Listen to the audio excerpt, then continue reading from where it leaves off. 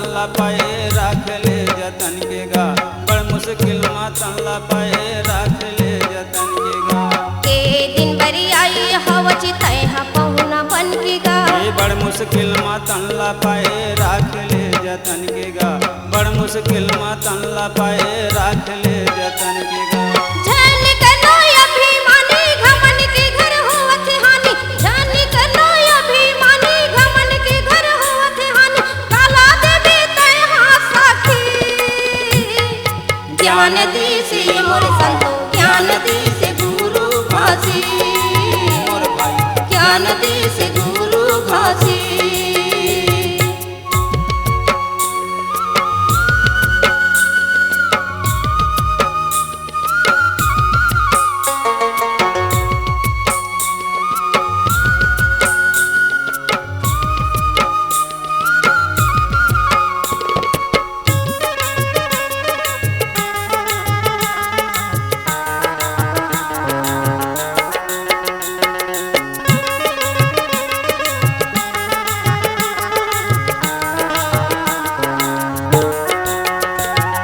घासी गुरु के कहीं नहीं सही रास्ता में रही नहीं। ये पाप के घर हानि है चोरी करें बदनामी है।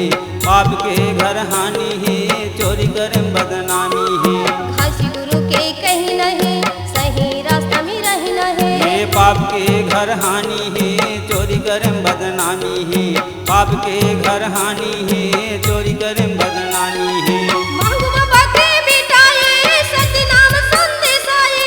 महंगू बाबा के बेटा ये सतनाम संदेश आए। बन जाना ताहू दासी ज्ञान दी से मोर संतो ज्ञान दी से गुरु घासी। ज्ञान दी से गुरु घासी।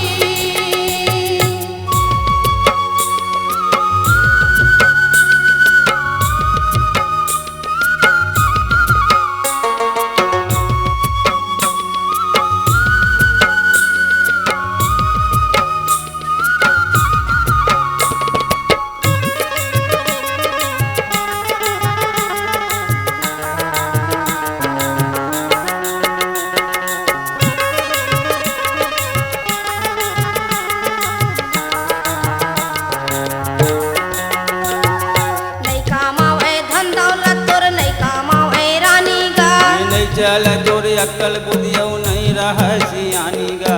नहीं चल तोर अक्ल बुधियौ नहीं रह सियानी गा। नहीं कामावे धन दौलत तोर नहीं कामावे रानी गा। नहीं चल तोर अक्ल बुधियौ नहीं रह सियानी गा। नहीं चल तोर अक्ल बुधियौ नहीं रह सियानी गा। चारों पनी लखोई तय मर के बीरा रोई तय। चारों पनी लखोई तय मर के बीरा रोई तय। भोग डारे तय चौरासी ज्ञान दी से मोर संतो ज्ञान दी से गुरु घासी। ज्ञान दी से गुरु घासी। सुनब भैया